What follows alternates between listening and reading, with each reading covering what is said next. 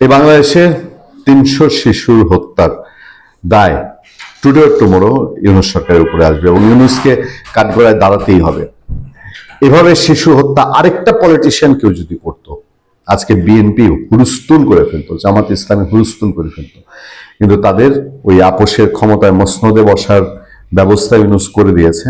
ফলে এই দেশের শিশুদের জীবন নিয়ে ছিনিমিনি খেলার পরেও ইউনূস নিয়ে জামাত বিএনপি তারা কেউ কোনো কথা বলে না। ইভেন আওয়ামী লীগ ঘরানার বুদ্ধিজীবী তো বহু আছে বাংলাদেশে, তারা এখন ওই ক্ষমতায় কেমনে যাবে, কেমনে রাজনীতিতে ফিরবে, এগুলো নিয়ে তাদের টালমাটাল অবস্থা। দেখবেন এই শিশু হত্যা নিয়ে কথা বলে না।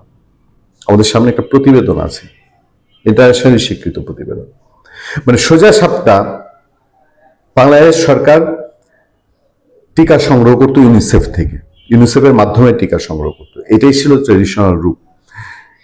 কিন্তু ইউনূস সরকার এসে তার কোনো একটা ধান্দা মাথায় ঢুকছিল, ধান্দা ঢোকার ফলে সে এটাকে ওপেন করে দিয়েছিল যে সব ব্যবসায়ীরা ওপেন টেন্ডারের মাধ্যমে টিকা আমদানি করবে। সেই আমদানি করতে পারেনি, তার স্ট্র্যাটেজিক্যাল টোটাল জায়গাটাই ভুল ছিল।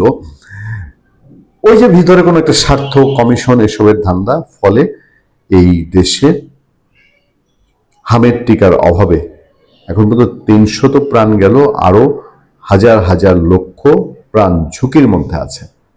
সেসব মিলিয়ে আমাদের সামনে যে প্রতিবেদন, সেই প্রতিবেদনে স্পষ্ট বোঝা যাচ্ছে যে ইউনূস সরকারের এখান থেকে দায় এড়ানোর কোনো সুযোগ নেই। সায়েন্স সাময়িকীর প্রতিবেদন, টিকা বন্ধ করে দিয়েছিল ইউনূস সরকার।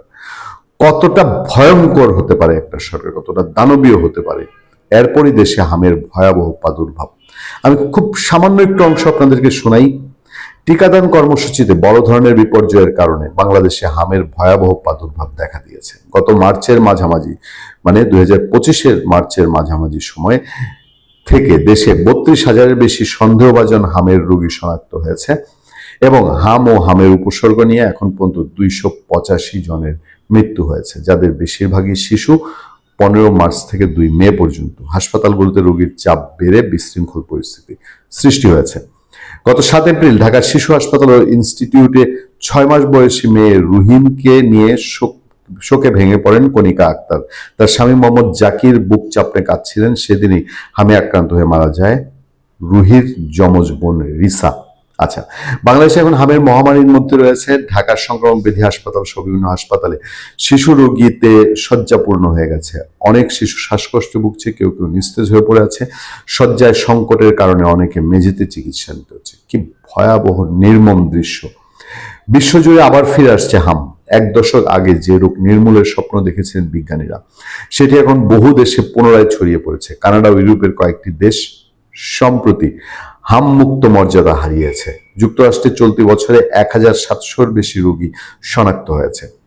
বিশেষজ্ঞরা বলছেন বিশ্বজুড়ে টিকা নেওয়ার অনীহা কোভিড-19 মহামারীর সময় টিকাদানে বিঘ্ন এবং বিভিন্ন যুদ্ধ পরিস্থিতিতে হামের এখন পুনরুত্থানের কারণ।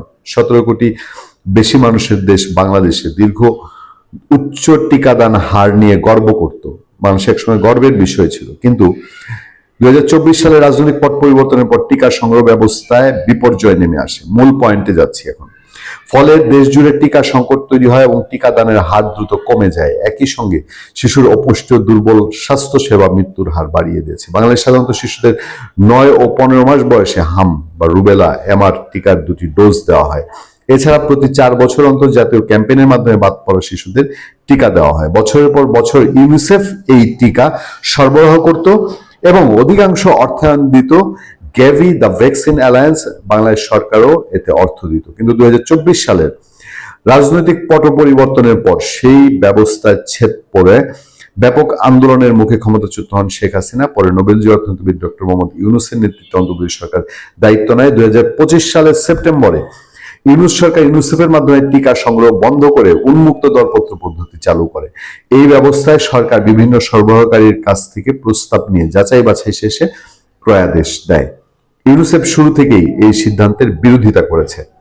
ইউনিসেফের তীব্র বিরোধিতা ছিল। সংস্থাটি বাংলাদেশ প্রতিনিধি রানা ফ্লাওয়ার্স বলেন, আমি ঈশ্বরের দোহাই দিয়ে বলেছিলাম এমনটি করবেন না, এতে টিকাদান কর্মসূচি ব্যাহত হয়ে প্রাদুর্ভাবের দেখা দিতে পারে।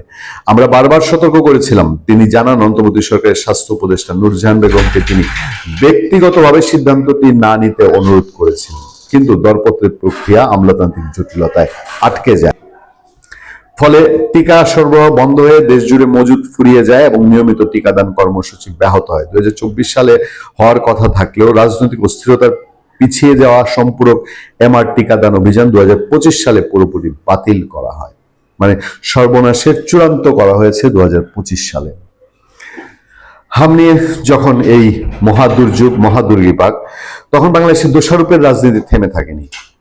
দেখেন, এদিকে এই সংকট নিয়ে রাজনৈতিক দোষারোপ শুরু হয়েছে। সংসদে প্রশ্নোত্তর পর্বে প্রধানমন্ত্রী তারেক রহমান শেখ হাসিনার সরকার ও অন্তর্বর্তী সরকার উভয়কেই দায়ী করেন এই ক্রাইসিসের জন্য, যদিও শেখ হাসিনার সরকার কিন্তু এই বিষয়ে বড় রকম কৃতিত্ব দেখিয়েছিল। অন্যদিকে ভারতের নির্বাসনে থাকা শেখ হাসিনা এক ইমেইল বার্তায় বলেন তার সরকার টিকাদানকে সর্বোচ্চ অগ্রাধিকার দিয়েছিল এবং তার 15 বছরের শাসনামলে বড় কোনো হামের প্রাদুর্ভাব হয়নি। এটা বাংলাদেশের সবাই জানে। তারপরে বাংলাদেশে রাজনৈতিক দোষারোপ হয়েছে, যদিও পরে আর এটা জোরালো ভাবে বলছে না যে শেখ হাসিনা সরকার দায়ী।